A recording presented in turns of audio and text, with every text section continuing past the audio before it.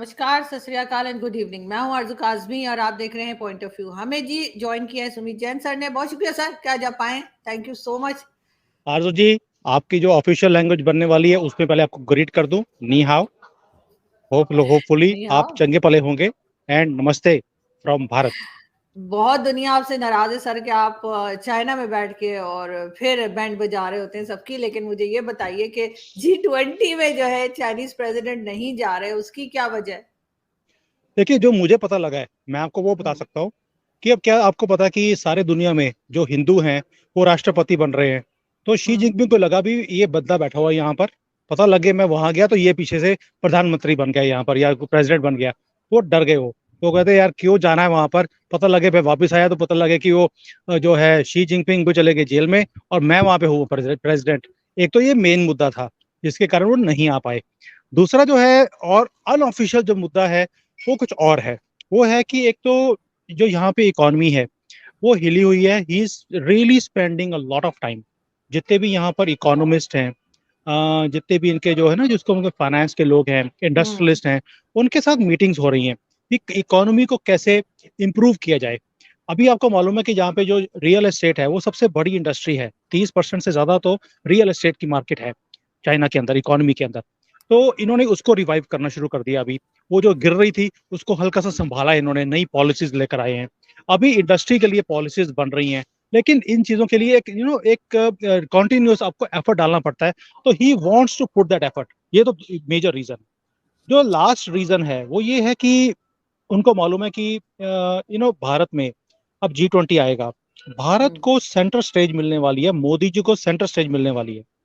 और चाइना हमेशा ही भारत को अपना कंपैरेटर, मेन कंपैरेटर मानता है, क्योंकि उसको है कि मैं एशिया का टाइगर बनूं, मेन ज्यादा बनूं।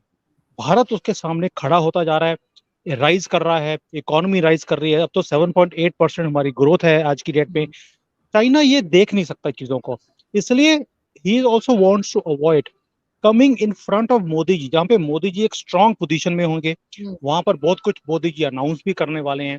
और कुछ चीजें ऐसी हैं जो चाइना के अगेंस्ट भी अनाउंस होंगी। He doesn't want to face those. So पहले भी वो चिकन आउट कर गए थे, इस बार फिर कर गए हैं। कोई बड़ी बात नहीं है इनके लिए। लेकिन सर वो जैसे हमारे यहाँ कहावत है एक, वो कहते हैं कि जी मरा हुआ हाथी भी 1.25 लाख का होता है। तो चाइना की इकोनॉमी कितनी भी खराब हो जाए, अभी भी लोग कहते हैं कि बहुत स्ट्रांग इकोनॉमी है और यस। उसको आप कंपेयर नहीं कर सकते भारत या किसी भी और कंट्री के साथ। तो आपको ऐसा लगता है कि कुछ लोग जो कहते हैं कि इकोनॉमी चाइना की जो है वो खत्म हो रही है और चाइना जो है वो अब घुटनों पे आ जाएगा, तो आपको लगता है कि ऐसा होगा या ये लोग जो है वो एक बार फिर अपने आप को उसी उसी जगह पे ले आएंगे जहां पहले थे? क्योंकि मैंने तो कुछ साल पहले तक ये तक सुना था कि जब इंडिया की इकोनॉमी इतनी स्ट्रांग नहीं हुई थी, उस वक्त की बात कर रही हूँ, कि लोग कहते थे कि जी चाइना जो है एशिया में, चाइना जो है सबसे स्ट्रांग जा रहा है और तीसरी जो वर्ल्ड पावर है हो सकता है कि चाइना को देखें। देखिए अर्जुन जी, हमें मानना पड़ेगा चाइना बहुत बड़ी इकोनॉमी है। ये अभी हिले हुए हैं, लेकिन ये डाउन आ रहे हैं। लेकिन ये यही नहीं है कि इनकी इकोनॉमी खत्म हो जाएगी। भाई, दुनिया का मैन्युफैक्चरिंग बेस है यहाँ पर। They are the factory of the world. Overnight कोई चीज डूबती नहीं है ऐसे। ये कोई शिप नहीं है, शिप को भी डूबने में कई घंटे लगते हैं। ये तो हम्म, इतना बड़ा जहाज है, अगर डूबने लगेगा इसको भी डूबते डूबते भी 10-20 साल निकल जाएंगे इनके, क्योंकि कंट्री के पास बहुत पावर्स होती हैं जिसको वो यूज कर सकते हैं। सेकेंडली, इन्होंने अपनी इकोनॉमी को इतना भी ओपन नहीं किया कि अब ये और उसके पास स्कोप नहीं है। मैं बड़ी वीडियोस बनाई है इसके ऊपर कि जो लोग बोलते हैं कि बस चाइना अगले महीने में ये खत्म हो जाएगी इकोनॉमी और 3 महीने में इसके टुकड़े हो जाएंगे, वो बेवकूफ आप भी हैं जिनको कोई भी इकोनॉमी की समझ नहीं है। वही लोग ऐसी बेवकूफी की बातें बोलेंगे। वो तो यहाँ तक बोल देते हैं कि भी बैंक के लोन देने के लोगों के पास पैसे नहीं है, वो घर से अपने फ्रिज में से तरबूज निकाल के दे देते हैं कि भी मेरे पास तरबूज है, तुम ये ले जाओ और मेरे पैसे पूरे कर लो इसमें। तो आप समझ सकते हैं कि कोई बेवकूफ ही ऐसी स्टेटमेंट दे सकता है। As far as economy is concern, economy में वजन है अभी भी। बहुत गैप्स हैं जो फिल अप कर सकते हैं। जैसे इन्होंने फॉरेनर्स के लिए जो इन्वेस्टमेंट्स हैं स्टॉक मार्केट के अंदर नहीं कर सकते थे, अभी वो खोल रहे हैं। प्रॉपर्टी फॉरेनर्स नहीं खरीद सकते थे, जैसे मैं हूँ। मैं यहाँ पे घर खरीदना था, मुझे अपनी वाइफ के नाम पर खरीदना पड़ा, मैं अपने नाम पे नहीं खरीद सकता था। अभी ये ओपन कर रहे हैं कि आप वो चीजें करिए। तो उससे क्या होगा कि जो फॉरेनर्स हैं या फॉरेन की कंपनीज हैं वो भी यहाँ पर आके और इन्वेस्ट कर सकती हैं। There are millions of things which Chinese can do, और ये अपने कार्ड्स को बहुत आहिस्ता आहिस्ता खोलते हैं। ये हमारी तरह नहीं है कि 52 के 52 कार्ड्स खोल दिए और हम्म। उसके बाद फिर पता नहीं आगे, उसके बाद जोकर का कार्ड राहुल गांधी को ले आए सामने, एक ही कार्ड रह गया था उनके पास। तो ये चाइना ऐसा नहीं करता, ये अपने कार्ड्स को बहुत स्लोली स्लोली खोलते हैं। तो इनके पास बहुत स्कोप है। जो मैं आपको बड़े दावे से बोल सकता हूँ, चाइना अभी नहीं डूबेगा, इनको टाइम लगेगा। अगर तो लेकिन अगर इन्होंने जो पॉलिसीज अभी लेकर आ रहे हैं, अगर ये सेट बैठ गई इनकी, क्योंकि कोई भी पॉलिसी अब नहीं लेकर आते हैं उसको टाइम लगता है। हमने 370 2019 में खत्म किया, उसका रिजल्ट आज आ रहा है कि आपके जो पीओके है और गिलगिट बल्तिस्तान है, उसके अंदर प्रोटेस्ट होने शुरू हो गए कि हमें भी वैसी ही आजादी चाहिए जैसी यहाँ पर है। 4 साल लगे, जबकि इसको खत्म किया 4 साल हो गए हैं, रिजल्ट आज आ रहा है। तो चाइना जो आज रिजल्ट पॉलिसीज लेकर आ रहा है, इसको भी 2-3 साल लगेंगे। मैं हमेशा बोलता हूँ अगले 2 साल में हमें पता लगेगा चाइना कहाँ जा रहा है। विल इट बी राइजिंग और विल इट रिमेन स्टेबल, या आहिस्ता आहिस्ता नीचे आएगा। It will take time. तो ये जो अपने आप को बोलते हैं ना कि वी आर अर्थशास्त्री बोलते हैं यहाँ पर भारत में, इकोनॉमिस्ट हैं, ये वो इकोनॉमिस्ट है जिन्होंने कुछ भी काम कभी कहीं किया नहीं है। कहीं ना कहीं भारत बाहर जाते हैं, पोछे पूछे लगा के वापस आ जाते हैं। जिन्होंने किसी बड़ी कंपनीज में काम नहीं किया, बड़ी पोजीशन में, कभी बैलेंस शीट नहीं देखी होगी इन्होंने कि बैलेंस शीट होती क्या है। इन्होंने कंपनी की बैलेंस शीट कभी डील नहीं करी, कंट्रीज की बैलेंस शीट पता नहीं कैसे एनालाइज करते हैं। आई फेल टू अंडरस्टैंड। बिल्कुल ऐसा है, लेकिन सर गिलगित बल्तिस्तान की आपने बात की, आज़ाद कश्मीर की, तो वहाँ पे जो प्रोटेस्ट हो रहे हैं वो बिल्कुल, क्योंकि गवर्नमेंट जाहिर है जब उनको राइट्स नहीं देगी, और वैसे आजकल तो खैर महंगाई की वजह से और इलेक्ट्रिसिटी बिल और कई दूसरी चीज़ों की वजह से भी वहाँ पे प्रोटेस्ट हो रहे। पहले अभी तक गवर्नमेंट कुछ दिन पहले तक इस चीज़ को छुपा रही थी और छुपाया करती थी, लेकिन अब ये बात सामने आ गई कि अब तो टीवी चैनल्स भी इसके ऊपर बात कर रहे हैं और खुल्लम खुल्ला बताया जा रहा है, जो कि अच्छी बात है। मेरे ख्याल इस बात को छुपाने की जरूरत नहीं होती, इसको बताना चाहिए और गवर्नमेंट को देखना चाहिए कि क्या इश्यूज हैं। लेकिन सर साथ साथ चाइना के लिए ये भी कहा जाता है कि चाइना पाकिस्तान की अगर हम बात करें तो सी पैक तो आप जानते हैं जिस तरह से चल रहा है, लेकिन उसके साथ ये भी है कि चाइना के बहुत ज्यादा काबू में है पाकिस्तान, हर बात जो है वो मानी जाती है। बहुत से लोगों का कहना ये भी है कि चाइना पाकिस्तान को यूज कर सकता है भारत के खिलाफ। आप क्या कहेंगे? आरजू जी, पहली बात तो ये कि जब G20 हो रहा है उसमें आपको खुशखबरी देना चाहता हूं मैं एक, कि वहां पर मोदी जी आपके फेवर की बात करने वाले हैं, और बहुत बड़ी फेवर की बात करेंगे, आपके लोन के बारे में वो बात करने वाले हैं। तो आपको खुशी होनी चाहिए। ये खुशी नहीं है कि हम आपको लोन देने वाले हैं, no, we are going to talk कि जो बेवकूफी आपने करी चाइना से पैसे लेकर और डेट ट्रैप में फंस गए इनके, उसके बारे में मोदी जी बात करने वाले हैं। और ये भी एक रीजन है जिसके कारण शी जिनपिंग भारत में नहीं आ रहे। और उसमें डेट ट्रैप में बात करी जाएगी कि भी कैसे चाइना दूसरे कंट्रीज को फंसाता है, पहले लोन देता है, उसको फंसाता है, फिर अपनी मन मर्जी की चीजें उनसे करवाता भी है। ये हाईलाइट करना बहुत जरूरी है, बिकॉज भारत की सरकार को मालूम है कि पाकिस्तान कुछ ना कुछ एडवेंचर चाइना के कहने पर हमारे साथ करेगा, और आपकी भी मजबूरी है। क्योंकि आपने पहले भी देखा कि 2 दिन पहले जब आपका प्रेसिडेंट जो है, सो कॉल्ड प्रेसिडेंट, वो जब इलेक्शन डिक्लेयर करने वाले थे तो थप्पड़ मार के उनको चुप करा दिया गया कि खबरदार अगर तुमने इलेक्शन की डेट अनाउंस करी। दैट मीन्स कि जो आपकी आर्मी है वो चाहती नहीं है कि अभी इलेक्शन हो, they want to delay it. और अब डिले करने का आपके पास मुद्दा क्या है? आपके पास, देखिए, आप ये बोले हैं लोगों को कि इकोनॉमी ठीक नहीं है इसलिए हम इलेक्शन नहीं करवा रहे, तो वो पॉसिबल नहीं है। अगर आप सिर्फ एक एक्सटर्नल बोलेंगे कि भी हमारे पास थ्रेट है, एक्सटर्नल थ्रेट, इसके कारण हम इलेक्शन नहीं करवा पा रहे हैं, तो पूरी कंट्री एकजुट हो जाएगी, एक एक एकदम एक पेज पे आ जाएगी, सेम पेज, जैसे इमरान खान बोलते हैं ना, we are on the same page. तो पूरी कंट्री आर्मी के साथ एक पेज पे आ जाएगी कि भारत से खतरा है। अब खतरा कैसे होगा? हम तो आपको टच भी नहीं कर रहे, हम तो आपकी तरफ देखते भी नहीं है, नाम भी लेते नहीं है। तो थ्रेट तभी आएगा जब आप हमें कोई ना कोई पंगा लेंगे, और उसके बाद फिर आपको डर लगेगा कि देखिए भारत कभी भी हमारे ऊपर अटैक कर सकता है। सो आई एम प्रेटी श्योर, मैं लिख के दे सकता हूँ, पाकिस्तान चाइना के कहने पर कुछ ना कुछ एडवेंचर अगले 2 या 3 महीने में भारत के साथ करेगा, only to divert the attention of your country. Otherwise इनके पास कोई और तरीका ही नहीं है। और चाइना भी ये चाहता है कि 2024 के इलेक्शन से पहले पहले कुछ एडवेंचर, है ना, कराया जाए। और आप तो वैसे ही एडवेंचर के लिए रेडी रहते हैं। नहीं सर, मैंने तो यहाँ पे मुझे एक पुराना कोई किसी ने सुनाया था जोक याद आ रहा है कि वो एक औरत थी, वो जा रही थी वहां पे रोड पे, तो एक आदमी बैठा था, तो उसने कहा कि तुम तो मुझे छेड़ोगे। तो उसने कहा मैं क्यों छेड़ूंगा। फिर उसने कहा नहीं तुम तो मुझे छेड़ोगे, और ऐसे ही कहती रही, तो लास्ट में उस बंदे ने छेड़ ही दिया।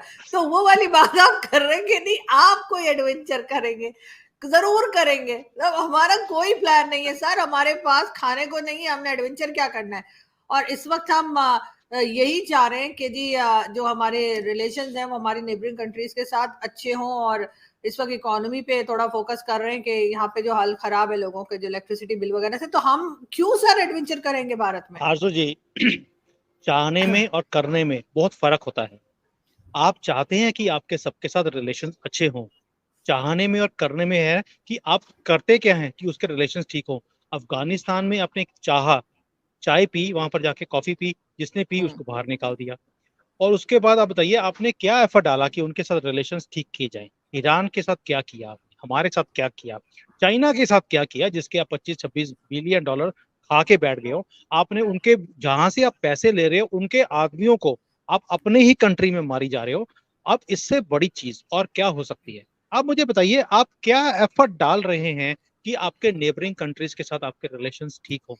अब बांग्लादेशी हैं, उनके साथ आपके रिलेशन अच्छे नहीं है, श्रीलंका के साथ अच्छे नहीं है, अब दुनिया में अमेरिका के साथ अच्छे नहीं है। अब तो जो अरबी हैं उन्होंने भी आपकी तरफ देखना बंद कर दिया। नहीं किसके साथ अच्छे हैं आपके।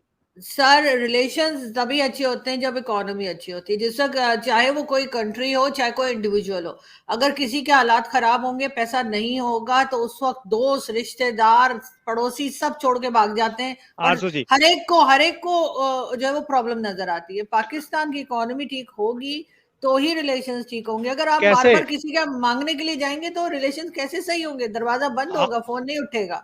आप मुझे बताओ कैसे ठीक होंगे। अभी वो एक फकार हैं आपके यहाँ पर, अपने शो में भी कई बार हमारे साथ इकट्ठे आए हैं। हम्म। उन्होंने एक शो करवाया, कोई पीएचडी है, नाजिया थी हम्म। ये, क्या, I don't hmm. Remember her name now. Hmm. And इतनी पढ़ी लिखी, she is a PhD, and she was saying कि देखिए जो आईएमएफ हमारे साथ कर रहा है बहुत गलत कर रहा है। आई वाज सरप्राइज्ड कि अगर पढ़े लिखे आदमी ऐसी बातें हम्म। करेंगे कि आईएमएफ हमारे साथ गलत कर रहा है, उनकी शर्तें बहुत गलत हैं। मैंने बोला मैडम, वो तो आपको, हम भी आईएमएफ में गए थे एक बार, श्रीलंका भी गया है अभी आईएमएफ में दिवालिया होने के बाद। आईएमएफ ने जो शर्तें रखी उनके पास भी, आप अपनी जो गवर्नमेंट स्पेंडिंग है उसको कम कीजिए, मिलिट्री के एक्सपेंसेस को कम कीजिए, आपके पास पैसा आना शुरू हो जाएगा, उसको आप दोबारा से इन्वेस्ट करिए अपनी कंट्री में, आपकी कंट्री राइज करेगी। उन्होंने यही चीज हमें भी बोली थी, हमने एक बार पैसे लिए आईएमएफ से, उनकी शर्तें मानी, इंप्लीमेंट किया, आज we are the largest and the fastest growing economy in the world. अगर आपको उन्होंने बोला, आपने बोला नहीं हम गवर्नमेंट के एक्सपेंसेस कम नहीं कर सकते, हम आर्मी के एक्सपेंसेस कम नहीं कर सकते, तो आपको बार बार भीख मांगनी पड़ेगी क्योंकि आप किसी की बात सुनने को तैयार ही नहीं हो। सो वेन, जो पढ़े लिखे लोग आपकी कंट्री के, वो भी ऐसी बेवकूफों वाली बातें करेंगे क्योंकि आईएमएफ हमारे ऊपर जो शर्तें लगा रहा है वो गलत है। This is not right. That means आपकी कंट्री में एक एक आदमी एक ही चीज चाहता है कि जितने इंटरनेशनल कंपनीज हैं, बैंक्स हैं, इंस्टीट्यूशंस हैं, कंट्रीज हैं, ये सारी आपको ब्लैंक चेक देती जाए साइन कर करके हर एक महीने, और आप अपने वो पैसे अपनी जेब में डालते रहो। ऐसा नहीं होता है और क्योंकि, सर भूल भी जाए उसके बाद, मतलब हाँ याद भूल भी जाए, रखते हैं ये लोग। हाँ वापस भी ना मांगे। तो ये जो जो आपके ना ये क्या डीएनए का पार्ट है या पढ़ाई नहीं। लिखाई में प्रॉब्लम है कि पढ़ा लिखा आदमी वो भी ऐसी बातें करता है, तो मुझे हैरानी होती है कि कैसी कंट्री है ये। नहीं सर, मैं तो कहती हूँ कि आईएमएफ ने बिल्कुल सही किया है, बल्कि इनको पैसा देना ही नहीं चाहिए था आईएमएफ को। यस। इसलिए कि जब तक इनको इस तरह से पैसा मिलता रहेगा, ये यही करते रहेंगे, ये इंडिपेंडेंट नहीं होंगे, खुद से काम करना नहीं शुरू करेंगे। हमारे लोगों की करप्शन आपकी कंट्री में भी होती है सर, करप्शन हमारी कंट्री में भी होती है, लेकिन यस। आपकी कंट्री की करप्शन आपके कंट्री के अंदर ही घूमती है, हमारी बाहर चली जाती है। ये डिफरेंस है। हमारे उठाते हैं वो कनाडा, यूके और वहां पहुंचा देते हैं, आप क्या, क्योंकि अंदर ही अंदर घूमती रहती है, तो कंट्री को उस तरह से डैमेज नहीं होता है जैसे पाकिस्तान को होता है। तो डेफिनेटली ये है। अभी आज भी हमारे यहाँ से अनाउंस किया जा रहा है कि जी आर्मी चीफ ने मीटिंग की है बिजनेस कम्युनिटी के साथ, और उन्होंने कहा है कि यूएई, सऊदी अरब, कुवैत और इस तरह से जो गल्फ कंट्रीज हैं उनके नाम लिए कि वो 25 बिलियन जो है वो इन्वेस्ट करेंगे। आपके ख्याल से मतलब करेंगे कि नहीं करेंगे, मतलब कह रहे भाई, आर्मी चीफ कह रहे हैं, मैं उनको क्या बोलूं कि, लेकिन ये कि आरजू जी, आपके ख्याल से गल्फ कंट्रीज इन्वेस्ट करेंगी। वो ट्वेंटी आरजू जी, फाइव बिलियन पाकिस्तान के अंदर। पता क्या है, आप लोग ना जो है दुआ वगैरह 5 बार करते हो दिन में, है ना, आपकी कंट्री में। और दुआ में एक ही चीज होती है, हे अल्लाह डॉलर भेज, और कुछ नहीं सोचा जाता।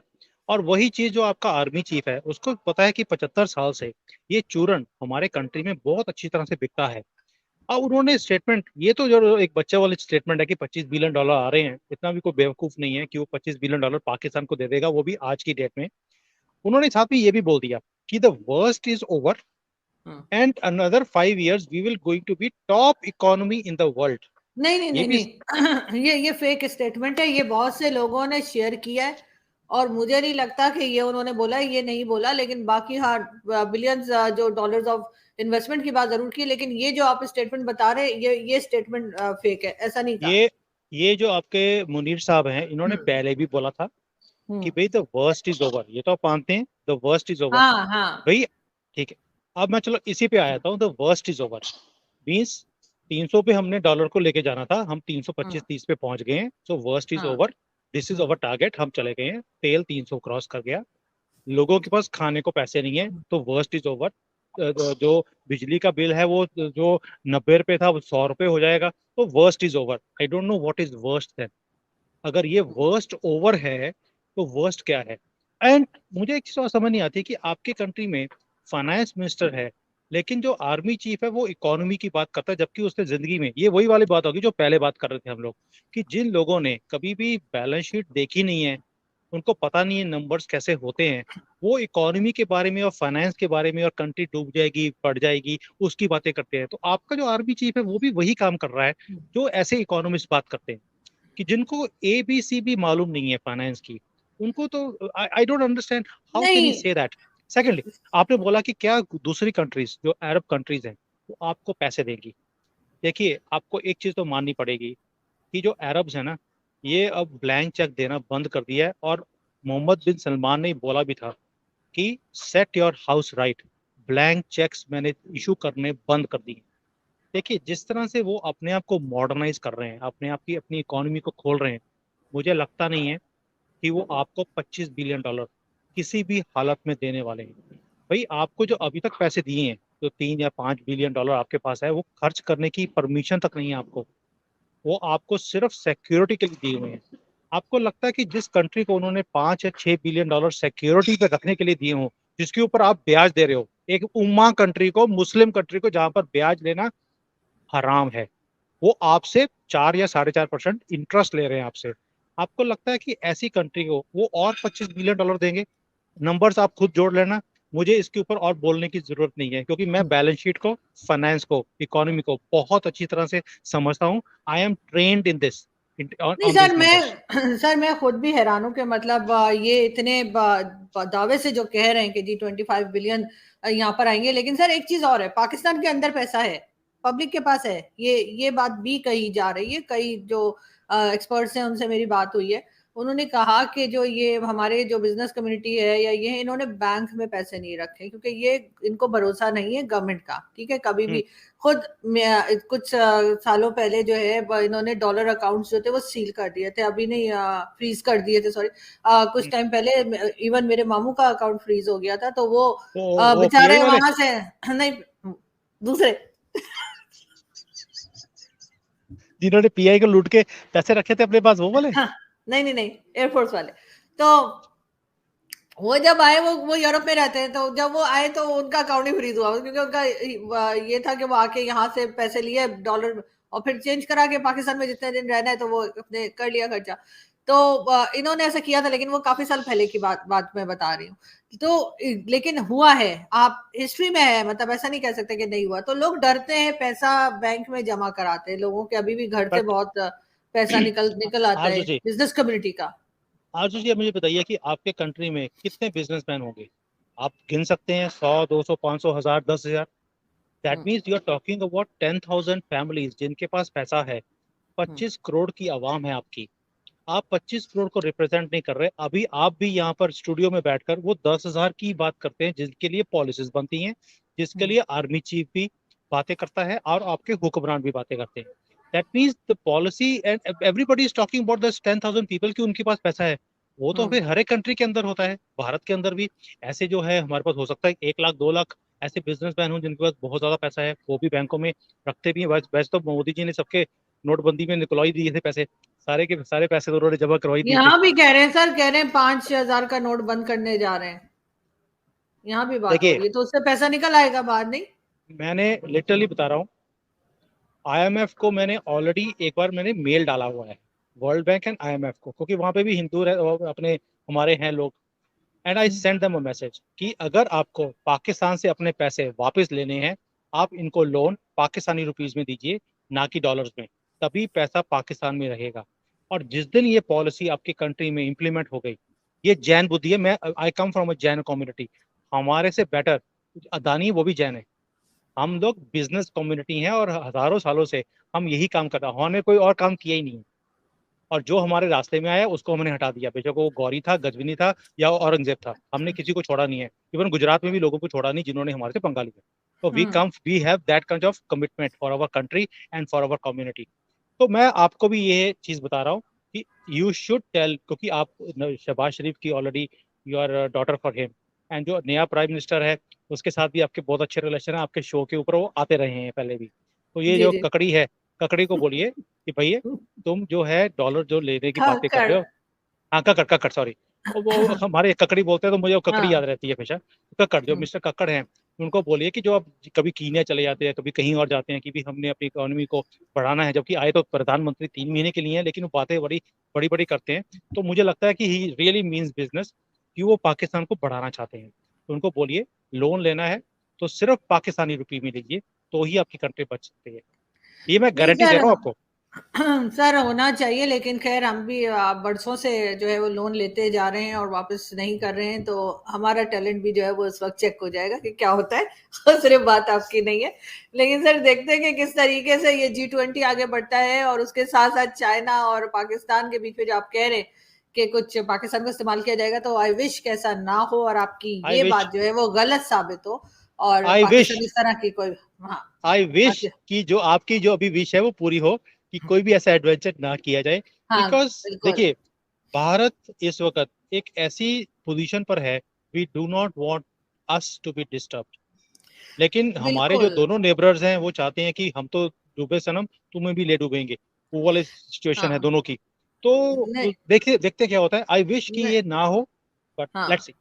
आई विश कि इस जगह जाके आप जो है वो गलत साबित हो और ऐसा कुछ ना हो। Yes thank you I so wish. Much sir कि आपने आज ज्वाइन थैंक यू जी, किया। Thank you, thank you. Thank you. Thank you. Thank you.